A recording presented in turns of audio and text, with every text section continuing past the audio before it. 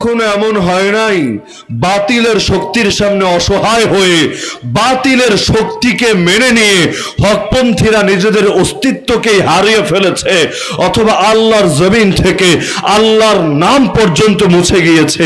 ইতিহাসে কখনো এমন হয় নাই। এমনকি বাতিল যত বড় শক্তি নিয়ে আসুক না কেন, তার মোকাবেলায় আল্লাহ তাআলা সর্বযুগে হককে কায়েম রেখেছেন, হককে দায়েম রেখেছেন।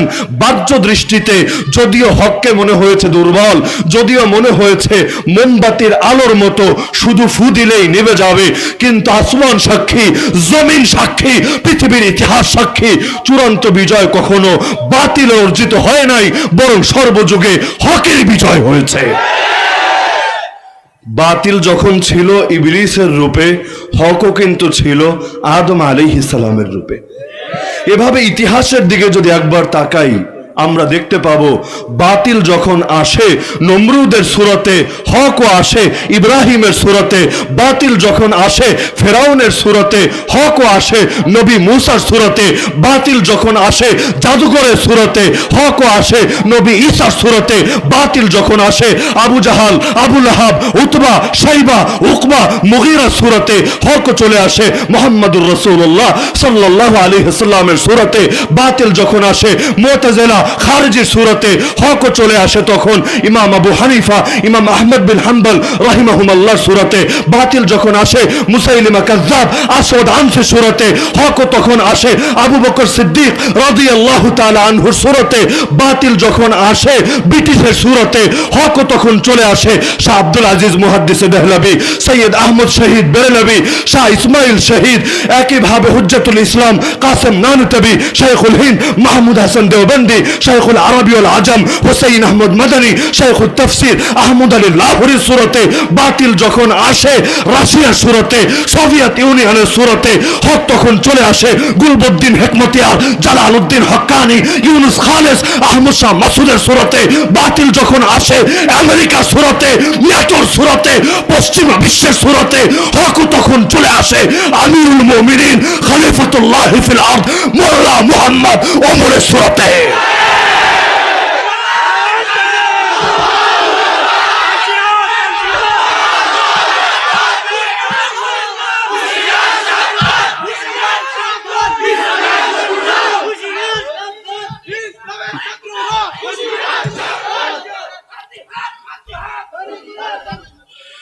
স্লোগান দিলে দিতে হবে সিংহের মতো। আমরা বাতিলদেরকে কখনো একথা বুঝতে দিব না যে আমরা শিয়ালের জাতিতে পরিণত হয়েছি। ভেতরে ভেতরে আত্মসমালোচনা থাকতে পারে, নিজেদের ভুল, নিজেদের ত্রুটি, গায়রুল্লাহর প্রতি ভয়, বাতিলের প্রতি শঙ্কা নিজেদের ভেতরকার আলোচনায় আসতে পারে, কিন্তু পৃথিবীর তাগুত এবং বাতিলকে কখনো একথা বুঝতে দেওয়া উচিত না আমরা নেতিয়ে গিয়েছি, আমরা দুর্বল হয়ে পড়েছি। যার কারণ তাকবীর না দিলে নাই, কিন্তু দিলে এমনভাবে দেওয়া উচিত না যেটা শিয়ালের হুঙ্কার হয়। আর শিয়ালও হুঙ্কার দেয়, তার হুঙ্কারে পাশের লোকটাও কাঁপে না। সিংহ যখন হুঙ্কার দেয়, সিংহের হুঙ্কারে পুরো বন থরথর করে কেঁপে ওঠে। আমাদের আল্লাহর নাম নিতে কার্পণ্য থাকার কথা না, আল্লাহর নাম এমনভাবে নিব, আর এই নাম যত দূর পর্যন্ত যাবে, এখানে যত জিন আছে, যত ফেরেশতা আছে, যত মাখলুক আছে, তারা সাক্ষী হয়ে থাকবে। কাল কিয়ামতের দিন রবের সামনে দাঁড়িয়ে তারা সাক্ষ্য দেবে, আয় আল্লাহ, যেই সময় পৃথিবীর অনেক মানুষ তাগুতের পূজায় লিপ্ত হয়ে গিয়েছিল, সেই সময় তোমার কিছু বান্দা তোমাকে ভুলে নাই, তোমার নামের বরত্ব ঘোষণা করেছে, তোমার নামের তাকবীর দিয়েছে। এমনকি সেই তাকবীরের বাণী যখন বাতিলদের কানে গিয়ে পৌঁছাবে, তাগুতের কর্ণকুহরে ধ্বনিত হবে, তাদের কলিজার মধ্যে কম্পন ধরে যাবে। আরে আল্লাহর বান্দারা এখন সবাই মরে নাই, মুহাম্মদুর রাসূলুল্লাহ সাল্লাল্লাহু আলাইহি ওয়াসাল্লামের উম্মত সবাই মুনাফিকে পরিণত হয় নাই। এজন্য তাকবীর না দিলে নাই, কিন্তু দিলে তার মধ্যে ভীরুতা প্রকাশ পাবে, শিয়ালের আওয়াজ প্রকাশ পাবে, দুর্বলতা এবং হীনমন্যতা প্রকাশ পাবে।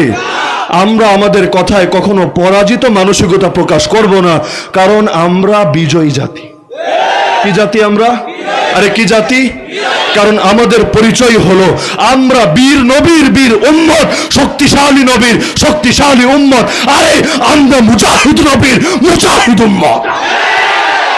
আমাদের নবী দুর্বল ছিলেন, কাপুরুষ ছিলেন, এমনকি ময়দানে তীরের বৃষ্টির সামনে যখন সাহাবীরাও অবিচল থাকতে পারেন নাই, এক একজন এক এক দিকে ছুটে গিয়েছেন, সেই সময় আমার নবী একাকী হুনাইনের প্রান্তরে দাঁড়িয়ে ঠান্ডা মাথায় কবিতা আবৃত্তি করেছেন, আনা নবিয়্যুল লা কাযিব, আনা ইবনু আব্দুল মুত্তালিব, আমি নবী, আমি কোনো মিথ্যাবাদী না, আমি আব্দুল মুত্তালিবের পুত্র। এমনকি একদিন রাতে মদিনার বাহির থেকে বড় গর্জন আসছিল, মনে হচ্ছিল কোনো শত্রু বাহিনী অ্যাটাক করেছে। সবাই ঘর থেকে উড়াউড়ি করে বের হলো যে দেখতে হবে আর কি হলো রাতের বেলা, কোনো শত্রু বাহিনী অ্যাটাক করলো না অন্য কোনো বিষয় ঘটলো। তারা যখন সকল ঐক্যবদ্ধ হয়ে দেখার জন্য সামনে অগ্রসর হবে, হঠাৎ করে দেখে একটা ঘোড়ার উপর চড়ে গলার মধ্যে তরবারি ঝুলিয়ে মুহাম্মাদুর রাসূলুল্লাহ সাল্লাল্লাহু আলাইহি ওয়াসাল্লাম দেখা শেষ করে মদিনায় ফিরছেন। সবাই যখন মাত্র বের হবে, তিনি দেখা শেষ করে ফিরে এসেছেন। আসার পরে বললেন, আরে না, বড় কিছু হয় নাই, দুঃখিত হওয়ার বা চিন্তিত হওয়ার কোনো কারণ নাই। উল্টো আরো ঘোড়ার প্রশংসা করে দিলেন, ওয়া ইন্না ওয়াজাদনাহু লা বাহরান, আর এই ঘোড়াটাকে পেরেছি সমুদ্রের মতো, ঘোড়াটা তো অনেক ভালো চলে। তার মানে তিনি এতটা বীর ছিলেন, একাকে শত্রুর মোকাবেলায় নেমে পড়তেন। আমাদের মতো ছিলেন না যে নেতা তার অফিসে বসে বসে এখান থেকে কলকাঠি নাড়বে, এখান থেকে বসে বসে ডিসিশন দেবে, অথবা আগে ভাগেই ঝুঁকি টের পালে লন্ডন চলে যাবে, টিকিট আগ থেকেই বুকিং করিয়ে রাখবে। আমাদের নবী এমন ভীরু ছিলেন না, বরং তিনি থাকতেন সবার আগে। এমনকি সব বিষয়ে তার এতটা পারঙ্গমতা ছিল, ঘোড়ায় চড়েই মন্তব্য করে দিলেন, এই ঘোড়াটা কোন জাতের ঘোড়া, এর বৈশিষ্ট্য কি, এর গুণাগুণ কি, বলে দিলেন, ওয়া ইন্না ওয়াজাদনাহু লা বাহরান, আমরা এটাকে পেয়েছি সমুদ্রের মতো। তার মানে যুদ্ধের প্রশিক্ষণের ক্ষেত্রে নবী এতদূর অগ্রসর ছিলেন, একটু ছুঁয়ে দেখলে, একটু চড়ে দেখলে বুঝতে পারতেন এর গুণগত মান কেমন। কারণ সেই নবী যদি এমন না হন, তার সাহাবীরা সাহসী হবেন কিভাবে? সেই সাহাবীরাই তো রোম এবং পারস্যের মোকাবেলা করবে, সারা দুনিয়ায় আল্লাহর কালিমা, আল্লাহর দ্বীনকে সমুন্নত করবে। যদি তারা ভীরুতা নিয়ে বড় হন, এই আদর্শ কিভাবে প্রচার করবেন? এজন্য আল্লাহর নবীর এমন একজন সাহাবীও ছিলেন না যার পরিপূর্ণ ইআদাত তথা প্রস্তুতি ছিল না। আমরা তো ইআদাত ভুলে যাওয়া জাতি, অথচ ইআদাত দায়েমি ফরজ। জিহাদ চলুক বা না চলুক, প্রতিটা উম্মত আল্লাহর দ্বীনকে বিজয়ী করার জন্য সর্বদা প্রস্তুত থাকবে।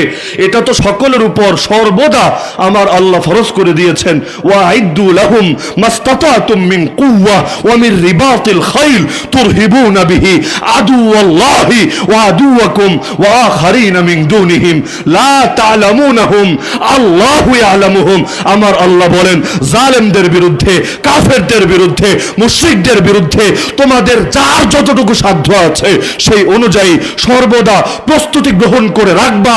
প্রস্তুতি হয়েছে কিনা বুঝবা কিভাবে? আমার আল্লাহ বলেন, তোমার সেই প্রস্তুতি গ্রহণযোগ্য যেই প্রস্তুতির পরে জালেমরা ভয় পায়, কাফেররা ভয় পায়, এমনকি নিজেদের মধ্যে যে মুনাফিকগুলো আছে, আল্লাহ বলেন লা তা'লামুনাহুম, যাদেরকে তোমরা চেনো না কিন্তু আল্লাহ চেনেন, তারাও সর্বদা ভয়ে থাকে। মুসলমানের বিরুদ্ধে বড় কথা বলা যাবে না, নবীকে কখনো গালিগালাজ করা যাবে না, নইলে যেই আঙ্গুল নবীর দিকে তাক করব, আল্লাহর বান্দার সেই আঙ্গুলকে ভেঙে দেবে। যেই জিহ্বা দিয়ে নবীর বিরুদ্ধে খারাপ মন্তব্য করব, মুসলমান এসে সেই জিহ্বাকে টেনে ছিঁড়ে ফেলবে। তা আমার আল্লাহ বলেন, প্রস্তুতির মানটা হবে এমন, গুণটা হবে এমন, যেই প্রস্তুতির কারণে গোটা দুনিয়া মুসলমানের ব্যাপারে ভীত থাকবে। আরে না, এটা একটা জাতি যাদের মোকাবেলা করার কোনো শক্তি আমাদের নাই। সুলতান খালিদ বিন ওয়ালিদ রাদিয়াল্লাহু আনহু নাম শুনেছেন কি? কোনো বীর না কোনো কাপুরুষ, কোনো বিজয়ী না কোনো পরাজিত।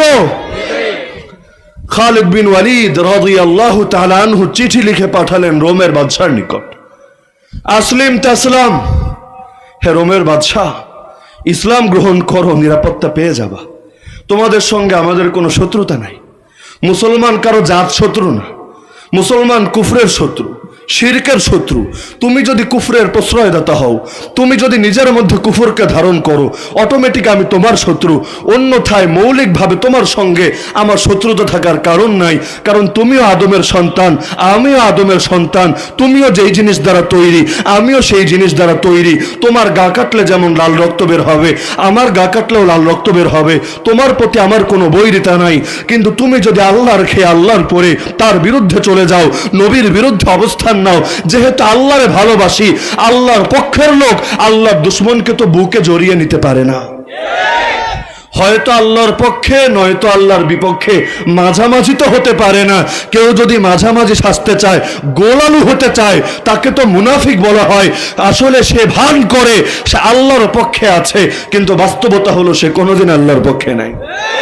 যারা আল্লাহর পক্ষে আছে তারা এক দল, কোরআনের ভাষায় উলাইকা হিজবুল্লাহ, তাদের নাম হল আল্লাহর দল। আর যারা আল্লাহর বিপক্ষে, শয়তানের পক্ষে হোক, নফসের পক্ষে হোক, অথবা পৃথিবীর কোনো তাগুতের পক্ষে হোক, বাতিলের পক্ষে হোক, কোরআনের ভাষায় তাদের নাম উলাইকা হিজবুশ শাইতান, ওরা হলো শয়তানের দল। আল্লাযীনা আমানু ইউকাতিলুনা ফি সাবিলিল্লাহ ওয়াল্লাযীনা কাফারু ইউকাতিলুনা ফি সাবিলিত তাগুত। দল যেমন দুইটা, এক দলের নাম হিজবুল্লাহ বা আল্লাহর দল, আর এক দলের নাম হিজবুশ শাইতান বা শয়তানের দল। আমার আল্লাহ বলেন পথ দুইটা, এক পথের নাম সাবিলুল্লাহ বা আল্লাহর পথ, আরেক পথের নাম সাবিলুত তাগুত বা তাগুতের পথ। যারা ঈমানদার আল্লাহর পথে লড়ে যায়, যারা কাফের, যারা মুশরিক, অথবা যারা ওদের দালাল, ওদের এজেন্ট, যারা ওদের নুন খেয়ে তাদের গুণ গায়, তারা তাগুতের পথে লড়ে যায়। পথ সর্বযোগী দুইটাই, তৃতীয় কোনো পথ নাই। এমনকি যারা আল্লাহর পথে লড়ে যায়, ওদের চোখে এরা হলো খারাপ, যার কারণে আল্লাহ রসুলের জামানায় মুশরিকদের চোখেও ভালো মুসলমান ছিল। তবে আবু বকর, ওমর, ওসমান, আলী তারা কেউ ভালো মুসলমান ছিল না। ভালো মুসলমান কে? ওদের চোখে ভালো মুসলমান হলো মুনাফিকরা। ওরা বলতো মুসলমান হতে চাও, ওদের মতো হও, আব্দুল্লাহ বিন উবাই ইবনে সালুলদের মতো হও, যাদের উপর সবাই খুশি, যারা সবাইকে নিয়ে চলতে পারে, কারো মনে আঘাত দেয় না। মন ভাঙা মসজিদ ভাঙা নাকি সমান? এজন্য ইবলিসের মনে আঘাত দেওয়া যাবে না, ইবলিস বেচারা কষ্ট পাবে। ফেরাউনের মনেও আঘাত দেওয়া যাবে না, সে কষ্ট পাবে। আজকাল কেউ আল্লাহ এবং তার রাসূলের বিরুদ্ধে অবস্থান নিলে সেটা অপরাধ হয় না, তার বিরুদ্ধে কিছু বললে সেটা নাকি হয়ে যায় সাম্প্রদায়িক উস্কানি। কি উস্কানি হয়? আরে কি উস্কানি হয়? যেগুলো বড় বড় গলায় সাম্প্রদায়িক উস্কানির কথা বলে, ওদেরকে বলবেন পাগলা, কোরআন পড়তে গিয়ে যখন ফেরাউনরে গালি দাও তখন সাম্প্রদায়িক উস্কানি হয় না? ফেরাউনের বিরুদ্ধে জঙ্গিবাদী বক্তব্য দেওয়ার অধিকার তোরে কে দিল? ফেরাউনের বিরুদ্ধে উগ্রবাদী কথা বলার তোরে কে অধিকার দিল? তুই জানো ফেরাউনকে? আরে ফেরাউন তো একটা শাসক, বেটা মরেছে দেখে বড় গলায় কথা বলবি, বেঁচে থাকলে তো তোরে কোপাতো, যেমন মুসা জন্মের আগেই কোপানোর ফয়সালা দিয়ে দিয়েছে। তার মানে মরলে তার বিরুদ্ধে বলা যায়, বাইসা থাকলে আর বিরুদ্ধে বলা যায়। ইবলিসরে দেখা যায় না, তাই ইবলিসের বিরুদ্ধে গালি দেই। অথচ ইবলিসের চাইতে বড় যেগুলা, ইবলিসের চাইতে বড় নাই? নাই? আর ইবলিস ছোট শয়তান, মানুষের মধ্যে আছে বড় শয়তান। বলবেন কেমনে? ইবলিসরে আল্লাহ যখন জান্নাত থেকে বের করে দিল, ইবলিস বলে রব্বি, তুমি আমার রব, তুমি আমার প্রভু, তুমি আমার প্রতিপালক, আমি দোয়া তোমার কাছেই করব। ফাবিমা আগওয়াইতানি লাআকুদান্না লাহুম সিরাতাকাল মুস্তাকিম সুম্মা লাআতিয়ান্নাহুম মিন বাইনি আইদিহিম ওয়া মিন খালফিহিম ওয়া আন আইমানিহিম ওয়া আন শামাইলিহিম ওয়া লা তাজিদু আকসারাহুম শাকিরিন। প্রথমে আল্লাহর কাছ থেকে দোয়া চেয়ে নিয়েছে, আল্লাহ আমার এমন শক্তি দাও যেন ওদের রগে রগে চলতে পারি। তার উপর উল্টা আল্লাহকে চ্যালেঞ্জ দিয়েছে, তুমি তো আমার রব, তুমি তো আমার প্রভু, আমাকে তো তুমিই বানিয়েছো, তুমিই শক্তি দিয়েছো। এই শক্তির এমন মহড়া আমি দেখাবো, তোমার অধিকাংশ বান্দারেই তুমি ভালো পাবা না, কৃতজ্ঞশীল বান্দা পাবা না। কয় দিক দিয়ে তুমি ঠেকাবা? আমি সামনে দিয়ে আসবো, না পারলে ডান দিক দিয়ে আসবো, তাও না পারলে বাম দিক দিয়ে আসবো, তাও না পারলে পেছন দিক দিয়ে আসবো। চারিদিক থেকে এসে জড়িয়ে ধরবো। কয় দিক থেকে নবীরা ঠেকাবে, কয় দিক থেকে সাহাবীরা ঠেকাবে, কয় দিক থেকে ওলামায়ে কেরাম ঠেকাবে, কয় দিক থেকে আসমানি কিতাব ঠেকাবে। একদিক থেকে প্রতিরোধ করবা, 10 দিক থেকে ঝাঁপিয়ে পড়বো। কিন্তু আল্লাহ বলেছে, শোন, তুই যত শয়তানি করো না কেন, আমার নেককার বান্দাদের উপর তোর কোনো ক্ষমতা চলবে না। কারণ নেককার বান্দা সামনেও যাবে না, ডানেও না, বামেও না, পেছনেও না, তার তো যাওয়ার জায়গা উপরে। অনেকে এসে বলে, ও হুজুর, রোহিঙ্গা জাতি মায়ের খেয়েছে, এসে বাংলাদেশে আশ্রয় নিয়েছে। প্রথম দিকে আশ্রয় না দিল, একটা পর্যায়ে গিয়ে তো দিয়েছে, ওদের আশ্রয়ের একটা জায়গা আছে। কিন্তু হুজুর আমগরে মারার আশঙ্কা যাদের, ওরা তো আমগো 3 দিকে, আরেক দিকে আছে বঙ্গোপসাগর, মাঝখানে এক কোনায় আছে সেই মিয়ানমারের সেই আরাকান। তো আরাকান তো আর নিরাপদ ভূমি না, কারণ সেখানে রোহিঙ্গারাই থাকতে পারে নাই। 3 দিকে আছে হলো আমাদের দাদারা, যারা কিনা আমাদেরকে বুকে এমন জোরে চাপা দিতে চায় যেন আমাদের অস্তিত্বই না থাকে। আর সামনে আছে হলো সাগর। হুজুর জামু কোন দিকে? পূর্ব নিরাপদ না, পশ্চিমও নিরাপদ না, উত্তরও নিরাপদ না, দক্ষিণও নিরাপদ না। তাদেরকে আমি বলি, আরে পাগল, যতদিন পর্যন্ত এই 4 দিকে যেতে চাইবি ততদিন পর্যন্ত শুধু গোলামি করে যাবি। যেদিন সকল দিকের সঙ্গে সম্পর্ক ছিন্ন করে একমাত্র উপরকে আঁকড়ে ধরবি, রবের আরশের সঙ্গে সম্পর্ক করবি, একমাত্র রবের উপর ভরসা করবি, সেদিন তোকে কোথাও যেতে হবে না, বরং তুই এক একটা পা ফেলবি, দুনিয়ার জালেমরা তোর সামনে থেকে 1000 হাত দূরে ছিটকে পড়বে। আরে আমাদের তো এমন ইতিহাসও আছে, ওমর রাদিয়াল্লাহু আনহুকে দেখলে মানুষ শয়তান দূরের কথা, জিন শয়তান এক রোড ছেড়ে আরেক রোডে ভাগতো। আমাদেরকে দেখে ভাগে না বলে পেরেশান হওয়ার অথবা ওরা মনের মধ্যে সাহস জোগানোর কোনো কারণ নাই, কারণ দেখতে দুর্বল মনে হতে পারে কিন্তু রক্তটা তো আর সাধারণ রক্ত না। চিড়িয়াখানায় গেলে ওই সাপের খাঁচার সামনে গেলে মনে হয় কি রে, এগুলো তো কোনো কিচ্ছুই নাই, মনে হয় মরা মরা মনে করে একটু হাত দিলে আপনারা পাপা দিবে নাকি? বলে না, দেখতে তো মরা, তাই বলে আপনারা কোলে তুলে আদর করবে? খালি হাতটা দিয়ে দেখেন না কেন, তারপর সাপ কি জিনিস আপনাকে কড়াই গন্ডায় বুঝিয়ে দেবে। শীতকালে মাঝে মধ্যে অজগর সাপ এসে পড়ে থাকে, মনে হয় শরীরে কিচ্ছু নাই, ওরা যদি ইচ্ছা মতো পিড়াই তারপরে মনে হয় কোনো সমস্যা নাই, গিয়ে খালি টাচ করে দেখেন না 14 গোষ্ঠীর নাম পর্যন্ত ভুলিয়ে দেবে। দেখতে শুনতে মনে হয় সাধারণ, হ্যাঁ অনেক সাধারণ মনে হয়, যে যত বেশি ধর্মপ্রাণ তারে তত বেশি সাধারণ মনে হয়। এই জন্য এদের এখন মানুষই মনে করে না, মোল্লা দেখলে অনেকের গায়ে চুলকায়। কে চুলকায় না? বলে একজন এসে বলে ঘাড় ভাঙবো, একজন বলে হাত ভাঙবো, একজন বলে কেটে বুড়িগঙ্গায় ফেলে দিব, আরেকজন বলে টুকরা টুকরা করে বঙ্গোপসাগরে ভাসিয়ে দেব। আমি চিন্তা করি, একদল চাচ্ছে বঙ্গোপসাগরে ভাসাবে, আরেক দল চাচ্ছে বুড়িগঙ্গায় ফেলবে। 2 দলের ইচ্ছা তো আর একসঙ্গে পূরণ হওয়া সম্ভব না। সম্ভব?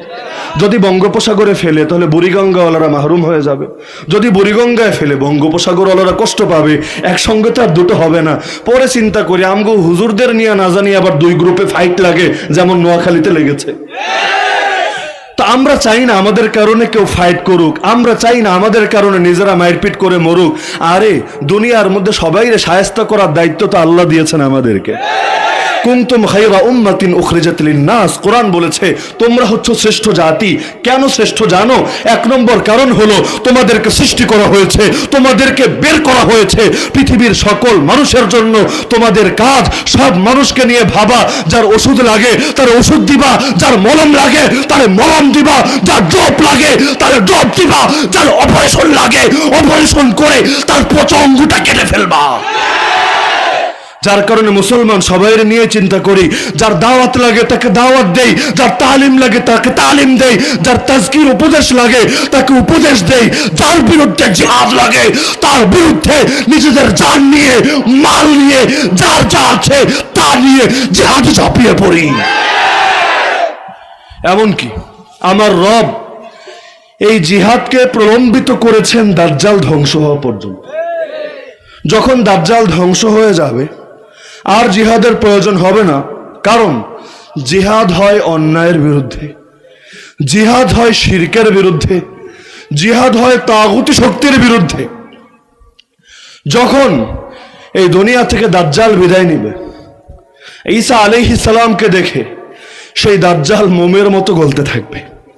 এরপর তিনি গিয়ে হালকা একটা আঘাত করবেন, আঘাতটা পড়বে ঘাড়ে। আমার আল্লাহর কি কুদরত!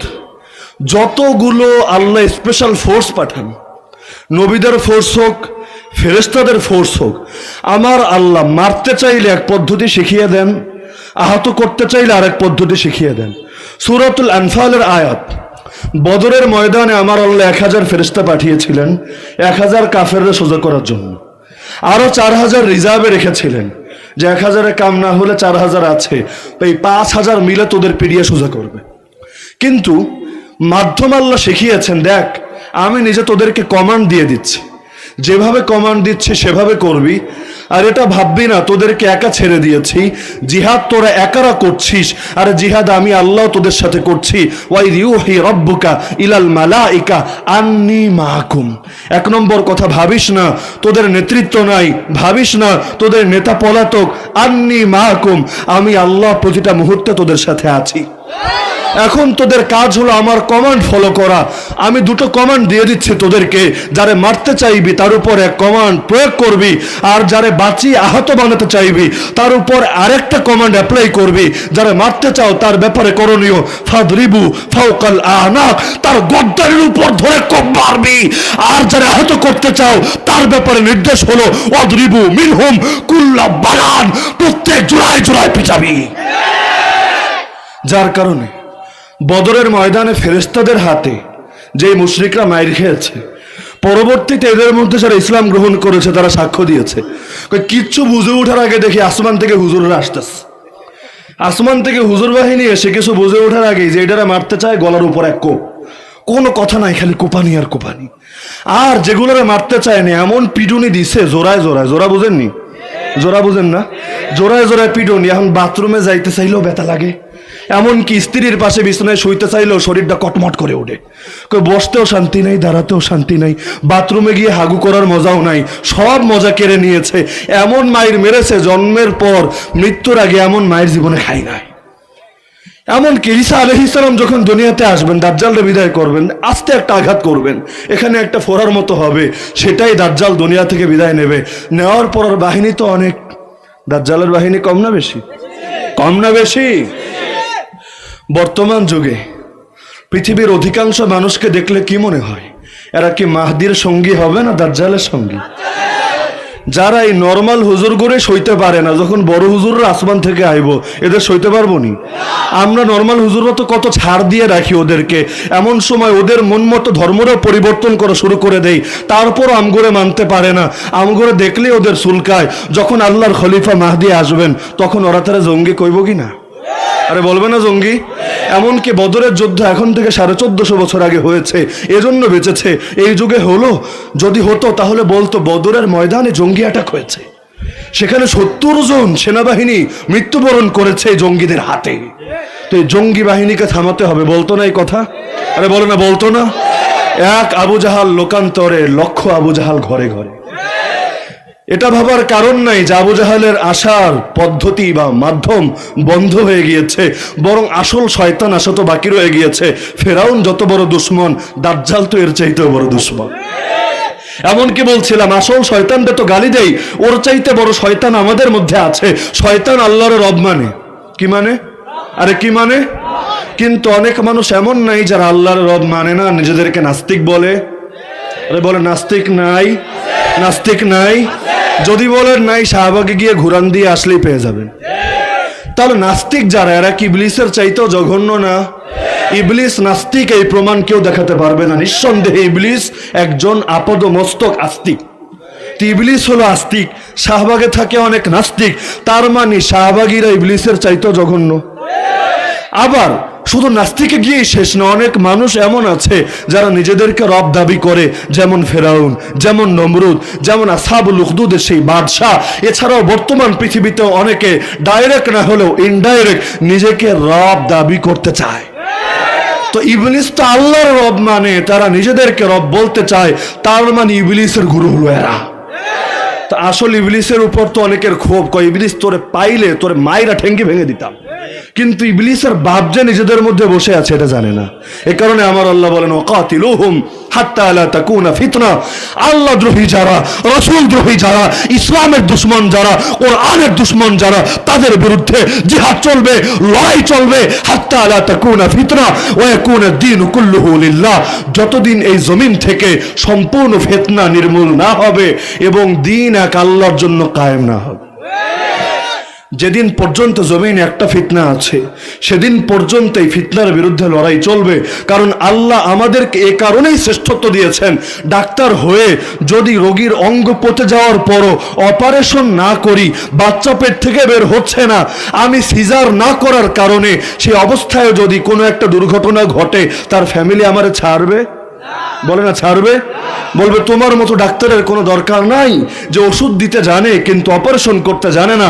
ডাক্তার হতে হলে ওষুধ দিতেও জানতে হয়, অপারেশন করতেও জানতে হয়। যেই নবী আবু জাহালের দুয়ারে বারবার গিয়েছেন দাওয়াত নিয়ে, এমনকি যতই মারে তাও দাওয়াত ছাড়ে না, একই নবীর আদেশে কিন্তু বদরের ময়দানে আবু জাহালের কল্লাটাই বিদায় করে দেওয়া হয়েছে। তার মানে ইসলাম আমাদেরকে সব শিখায়। মায়ের খাওয়ার প্রয়োজন হলে মায়ের খা, এত বেশি খাবি যে মারতে মারতে তোর গা থেকে যদি রক্ত ঝরায়, আরে তোর পায়ের জুতা যদি পায়ের সঙ্গে লেগে যায়, এমনকি আসমানের ফেরেশতা পর্যন্ত চলে আসে, আর অনুমতি দাও দুই পাশের পাহাড়ে চাপা দিয়ে সবগুলোর ভর্তা বানিয়ে দেই, তারপরও সবর করবা, কারণ সেই সময় সবর করাই রবের আদেশ, লড়াই করা রবের আদেশ না। ফাসবির সাবরান জামিলা ইন্নাহুম ইয়ারাউনাহু বাঈদা ওয়া নারাহু করিবা। কিন্তু খবরদার, যখন আমি আল্লাহ রক্তের প্রতিটা ফোঁটার বদলা নেবার আদেশ দিব, তখন আবার পেছনে আসতে পারবা না। সহিহ মুসলিমের হাদিস, লা তাতামান্নাউ লিকাল আদু, শত্রুর সম্মুখীন হওয়া কামনা করো না। এই তামান্না করার দরকার নাই শত্রুর সঙ্গে ফাইটিং হোক, কিন্তু জেনে রাখো ওয়াসালুল্লাহ আল আফিয়া, আল্লাহর কাছে তো নিরাপত্তা চাইবা সর্বদা। কিন্তু ফাইদা লাকিতুমুহুম, যদি লড়াই লেগেই যায়, আমরা গায়ে পড়ে লাগে না ওরা গায়ে পড়ে লাগে? আরে বলে না, কারা লাগে? ওরা গায়ে পড়ে লাগে, উস্কানি দিয়ে তারপর ময়দান থেকে ভাগে। এই যেমন আল্লাহর নবীর ইজ্জত হেফাজতের মাসালা বললো, অনেকের কাছে মনে হয় এটা উগ্রবাদ, মনে হয় না? আরে বলে না, মনে হয় না? যদিও কোরআনে এই মাসালা আছে, যদিও হাদিসে এই মাসালা আছে, যদিও সিরাতে এই মাসালা আছে, যদিও সাহাবীদের জীবনীতে এই মাসালা আছে, তারপর অনেকের কাছে উগ্রবাদ মনে হয় কি না? কিন্তু আমাদের কথা হলো, তুই গালি দিলি কেন? না দিলে তো আমি মাসালা বলা লাগতো না। আরে লাগতো নাকি? এই সারা দেশে যেই পরিমাণ মাসালা আলোচিত হচ্ছে, গালি দেওয়ার আগে এটা হচ্ছিল? আরে হচ্ছিল তো? উস্কানি দিল তো ওরা, দেওয়ার পর আবার এখন নিজেদেরকে সুফি সাজানোর চেষ্টা করলো ওরা। অথচ আমরা তো স্পষ্ট ভাষায় বলি, দেখ দুনিয়ার সবকিছুর একটা সীমাবদ্ধতা থাকে, থাকে না? আরে থাকে না? উদাহরণস্বরূপ আল্লাহ তাআলা সব পুরুষকে একটা বিশেষ অঙ্গ দিয়েছেন, চাইলেই সব জায়গায় গিয়ে ফিট করার সুযোগ আছে? আরে বলে না, আছে? কোনোটা হবে জিনা, কোনোটা হবে ধর্ষণ, কোনোটা এমন মায়ের মারবে একেবারে গণধোলায় দুনিয়া থেকে বিদায় করে দিবে। অঙ্গ তো দিয়েছেন, কিন্তু ব্যবহারে সীমা দিয়েছেন কিনা? আল্লাহ তোরে কথা বলার শক্তি দিয়েছে, ভালো কথা, তোর একটা মুখ আছে, তোর বাক আছে, কথা বলার শক্তি আছে, ভালো কথা, কিন্তু এর মানে তো এটা না এই মুখ দিয়ে যা মনে চায় তা বলতে পারে। তোর মুখ সামলা, আমি আমার হাত সামলাবো। কিন্তু তোর মুখের যদি কন্ট্রোল না থাকে, আমার হাতেরও তো কন্ট্রোল থাকা উচিত না? স্বাধীনতা ভোগ করলে সবাই করবে, না করলে কেউ করবে না। তোর যদি এত স্বাধীনতা থাকে, যেই স্বাধীনতায় কোনো লিমিট নাই, আমারও তো লিমিট থাকা উচিত না? কারণ কেউ পাবে আর কেউ পাবে না, তা হবে না, তা হবে না। হয়তো সবাই পাবো, নইলে কেউ পাবো না, বেশ সমান সমান। তুই তোর মুখ দিয়ে নবীরে গালি দিবি না, আমি আমার হাতটা তোর কল্লার উপর উঠাবো না। কিন্তু মারাউন, তুই নবীরে গালি দিবি বাক স্বাধীনতার নামে, তারপর ভাববি আমি চুপচাপ বসে থাকবো। আরে নবীকে গালি দেওয়া যদি তোর বাক স্বাধীনতার অংশ হয়ে থাকে, তোর কল্লাটা আলাদা করে দেওয়া আমাদের হাত স্বাধীনতার অংশ।